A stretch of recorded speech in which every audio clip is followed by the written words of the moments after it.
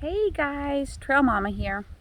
I'm over at Wolf Rocks in Gallatin State Forest. It is in the Wimber-Ogletown area, and I just wanted to tell you guys, share with you the story of how this cleanup project began, and just let you know what it is that we've been doing and what we're going to continue to do. So over the last several years, I have been heavily involved in hiking and backpacking.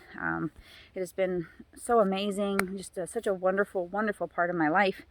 And last year, I decided that I needed to really start giving back to the woods, to nature, to this thing that has been so helpful to me in my life.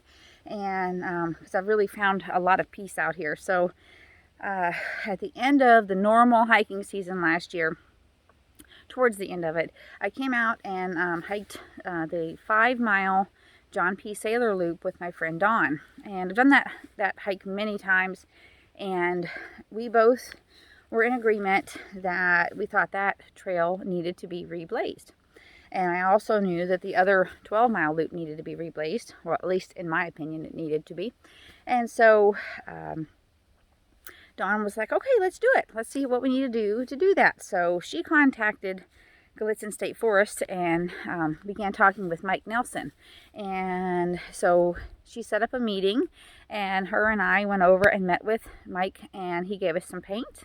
He gave us paintbrushes and some instructions, kind of like some paperwork about blazing, and sent us on our way. So that was super cool. So Dawn and I came over that first day and did, I don't know, half a mile or a mile or something, I'm not sure, and ran out of time. And then some more friends came different days and helped me, my friend Pat and Bob and Neil. I'm trying to remember if it was anyone else right away, and I don't know, I can't remember. But anyhow, it was so amazing that my friends were willing to help with this, and it was just really great. So probably all told, we spent about 50 hours working on that project, and it was good. You know, it was really good. So anyway, during that time, I did speak with Mike about potentially cleaning the rocks, because I knew that that was something that could happen. And he told me that they had a plan to do it a couple years ago, but it fell through, and that's just where it was at. And so I told him that if they were going to do it, to let me know, to keep me in the loop, because I definitely would be willing to help, and I potentially could bring more people along to help as well. So fast forward to this year, in August, I got to go help with the Beams Rocks cleanup. Beams Rocks is another rock place that is along the Laurel Highlands hiking trail, and that has been a place that has been graffitied quite a lot over the last several years. And a good friend of mine, Luke, has been very much involved, or getting some momentum going for getting that cleaned up. He actually spent a good bit of his own money to purchase supplies and equipment to work on this stuff. And so I actually got to meet him for the first time when we went to that cleanup in August. And I was so impressed. I was so impressed with the procedure and how everything worked and how everything went. And when we work together as a team, how quickly we can get things done. And so he had been my Facebook friend for quite a while, and I think he had seen that we were here, and he saw the graffiti here, and so he said then, what do you think? So I said, well, let's you come out here and look at it with me, because I don't know anything really about setting this stuff up. I don't know, I don't know the procedure. I know I can work, but I don't know all of the details. And so he came out here and looked with me. We had some conversation, and we decided, okay, let's do it. Between what I could bring and what he could bring, with his knowledge, because I didn't have the knowledge. He knew how to do these things. So the first thing was, I talked with Mike about getting permission to come out here and do this. He gave me permission that we could do it. If we had kept it under 10 people, we did not need a letter of approval. So that meant we could basically just come out and work whenever we wanted to. So that was our initial intention. So we decided to start raising some money because the elephant's knot is quite expensive. It's around $400 for 5 gallons. And that will go a distance, but it's, for here, that just doesn't go very far, as heavily graffitied as this was. So we initially thought we could get started with like 2 5-gallon buckets. And so the GoFundMe, the initial goal was $850, and we reached that within 48 hours. Oh my gosh, like, wow. It would just blew my mind. And then over the next, I don't know, couple of weeks, we ended up in total raising almost $2,000 from that, which was so amazing. And I'm so grateful that we did that. And then, which we needed a lot more than I thought we were going to need.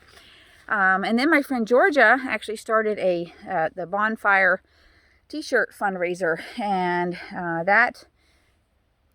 it says Wolf and Beam keep them clean, because the same people who work on beams also are working on Wolf. So we're just coming together and pooling our resources. So anyway, that's where that came from. So the fundraising monies from that will go both to these rocks and to that from that t-shirt fundraiser.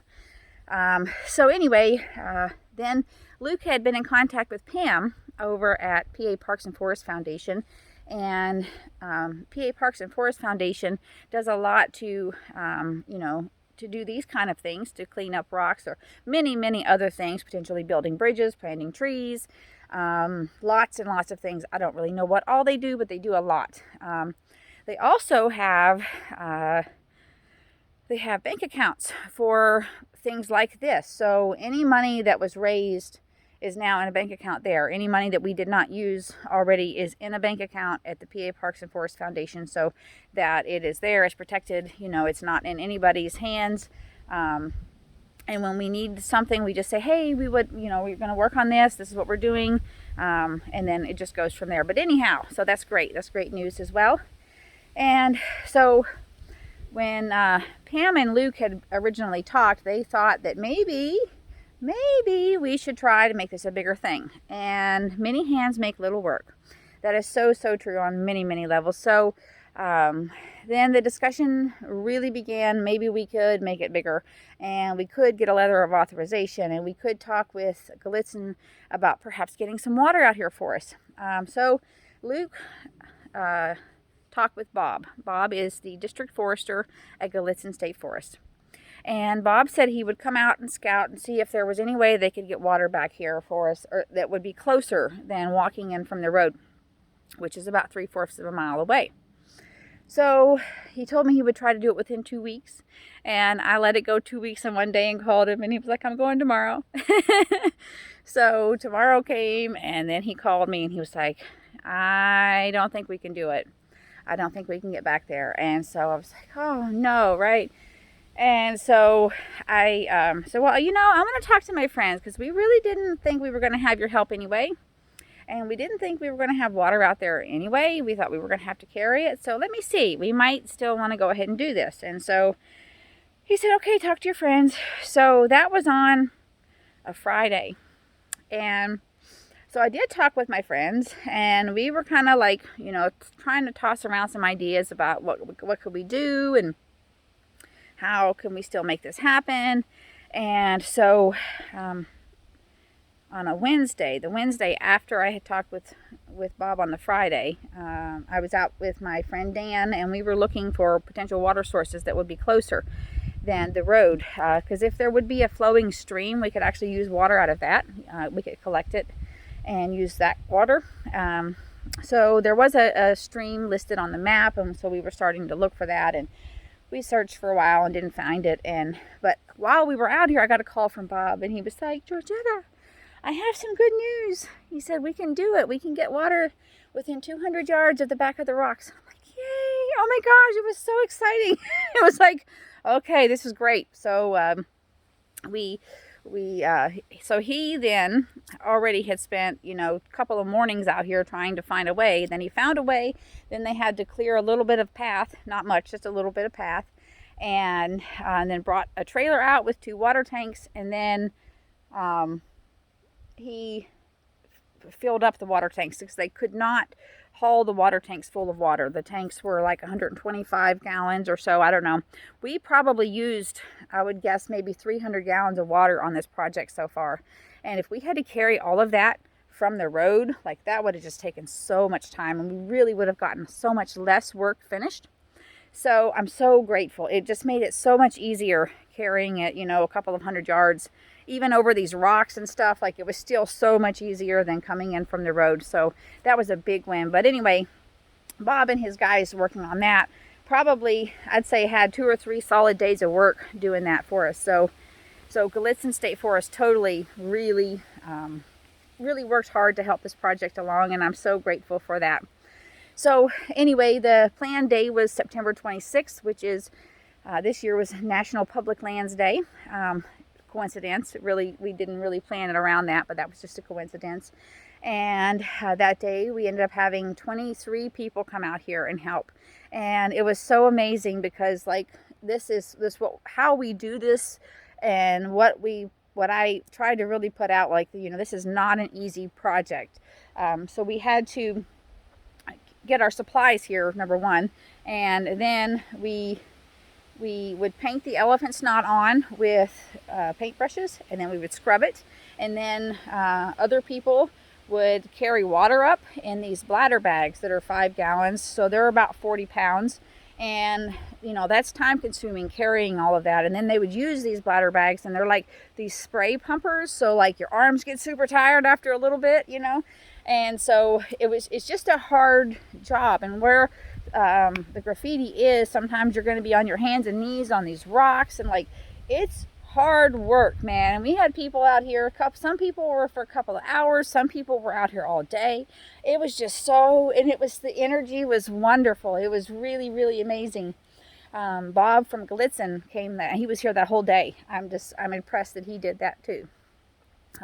My friend Jennifer, who lives out near Pittsburgh, came, and a friend of mine, Evan, who didn't know we were doing this, but he's from the DC area. He was backpacking, and then he actually stopped and helped us a little bit too. So we had people from pretty far out come and help with this project, and that is just so amazing. I'm just so very blessed that that is the case.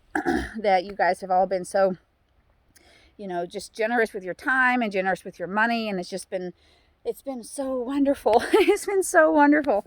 And so anyway, we just worked really hard on that day, and then we came out again on Monday. Me and Luke and Dan came and worked on Monday, and then on Thursday we came out and finished. So we in total have used 4 5-gallon buckets of elephant snot. So we've used 20 gallons so far, and we are not finished, but we are finished for the year. We were going to come back in the springtime and work on it some more. There are some places that's down in between the rocks that we need perhaps some safety gear, some ropes or something, and I have some rock climbing friends that can help me with that. So anyway, we will be working on this again in the springtime, and hopefully we'll have another big thing, and it'll just be amazing again. So I just wanted to tell you the story, though, of how this came to be, and say thank you so much for being so supportive and for being encouraging in whatever way you have been. And it's been amazing. It's been so amazing. So thank you so much for caring about our beautiful, beautiful planet Earth, and restoring our resources. So thanks, guys. Happy trails. Much love. Bye now.